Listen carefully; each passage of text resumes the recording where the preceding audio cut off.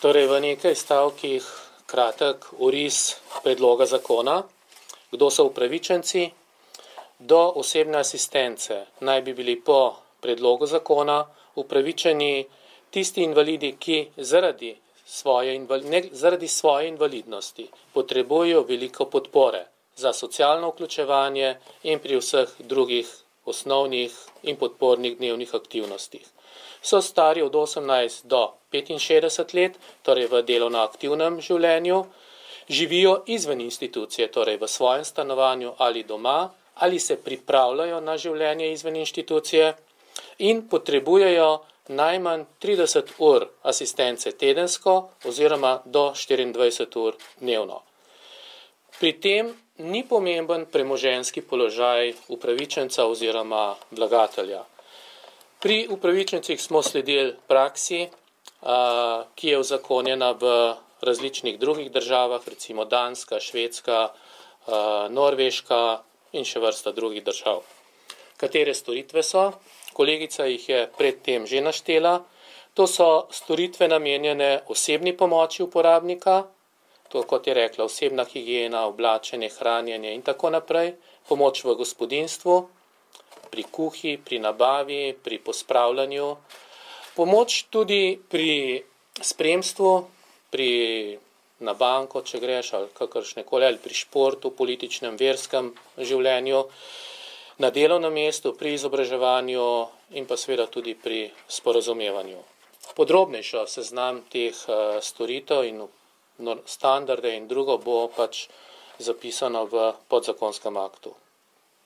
Ključna razlika, kar je pravzaprav ključno sporočilo tega našega predloga zakona, pa je, da se osebna asistenca se izvaja, je nekaj drugega, kot pa druge podobne storitve, kot so recimo patronaže ali pa socialne oskrbe na domu.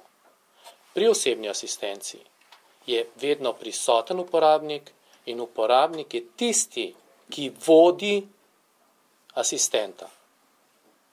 Zelo preprosto. Če živiš v domu ali pa če imaš oskrbo doma, pridejo ob 7:30 zjutraj, takrat je treba vstati, ob 8 je zajtrk, enkrat na teden tisti in tisti dan je kopanje, če pride oskrba na domu, pride za pol ure, pride takrat po urniku. Tukaj ni nobenega dostojanstva, ni spoštovanja posameznika.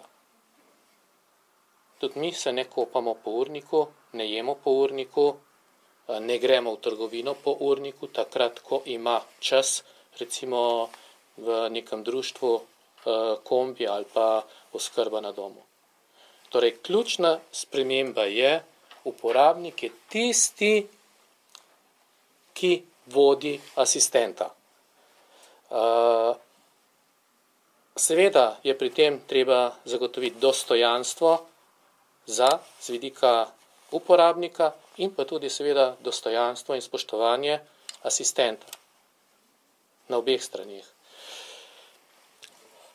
Pravica do osebne asistence se bo seveda izključevala z bivanjem v inštituciji, z dolgotrajnim bivanjem v bolnici, ne bo se pa izključevala recimo z vključitvijo v varstveno delovni center. Kdo bodo izvajalci osebne asistence? Pravna fizična oseba, katerega temeljni namen ni ustvarjanje dobička. Lahko bo tudi sam invalid odprl SP in zaposlil asistenta pri sebi. Postopek. Vlagatelj bo vlogo vložil na pristojni center za socialno delo, kjer bo tudi kasneje za odločbo mu dodeljena pravica do osebne asistence.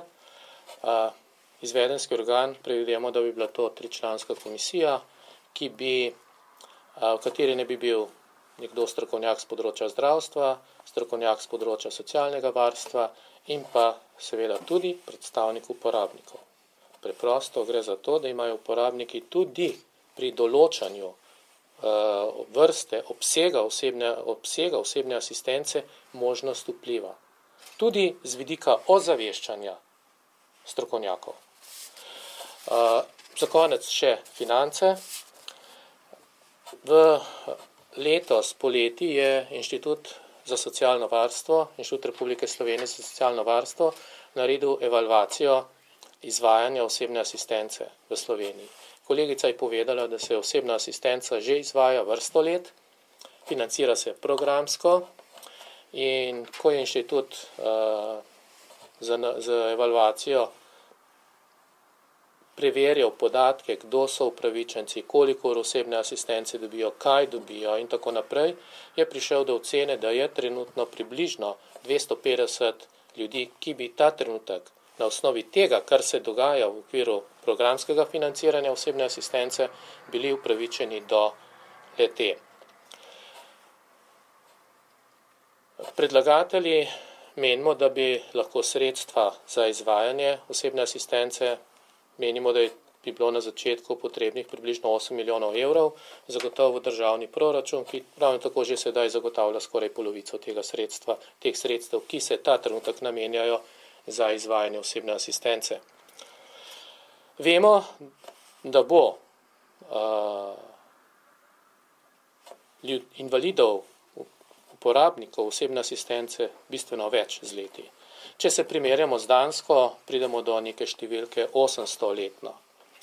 Ker bo zakon se začel uporabljati leta 2019 in to zato, ker je, kot sva večkrat povedala, se osebna asistenca že izvaja in je z izvajalci podpisana pogodba do leta 2018 in so tudi drugačni kriteriji oziroma drugačna merila za vstop, za upravičenost do osebne asistence pri izvajalcih, kot bodo zapisana v zakonu, predlagamo, da se zakon začne uporabljati s 1. januarjem 2019.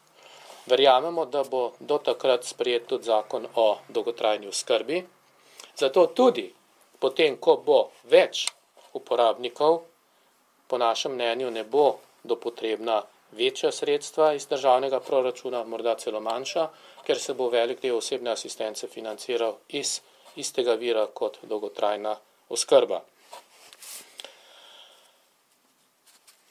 Verjamemo, da je zakon potreben, zato da se zagotovi dostojnejše življenje, bolj samostojno, neodvisno življenje tistih invalidov, ki potrebujejo veliko podpore, in zato tudi verjamemo, da bodo vse politične stranke podprle naš predlog. Hvala.